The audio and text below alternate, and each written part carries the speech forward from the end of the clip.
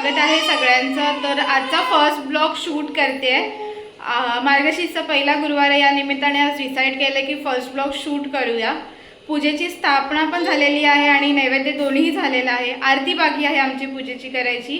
So पहिला पूजेची स्थापना दाखवते, आरती पण कंटिन्यू करूया आणि मग प्रसादाचं नैवेद्य काय आज आहे बनवलेला तोही बघूया आपण। सो कंटिन्यू करूया।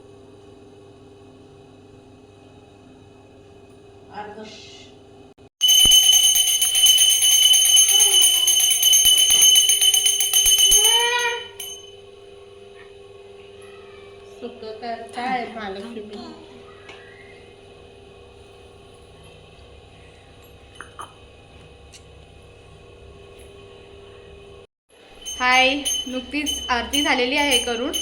सो थोड्या वेळाने चेक करूया आपण नैवेद्यामध्ये काय बनवलंय। तोपर्यंत हे लोक पाया पडून घेत आहेत सगळेजण घरातले।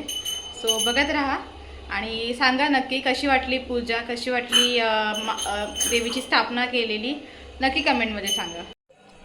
सो आम्ही गोडमध्ये हलवा बनवला होता गाजराचा, तोच नैवेद्याला आम्ही ठेवला आहे गोड म्हणून। आता बाकीचे एक पदार्थ दाखवते काय काय बनवलं आहे ते। ह्याच्यामध्ये आहे भाजी, आलू आणि मटर म्हणजे वटाणा बटाट्याची भाजी, आम्ही घरचा मालवणी मसाला यूज करून बनवलेली आहे। ह्याच्यामध्ये आहे गोडी डाळ,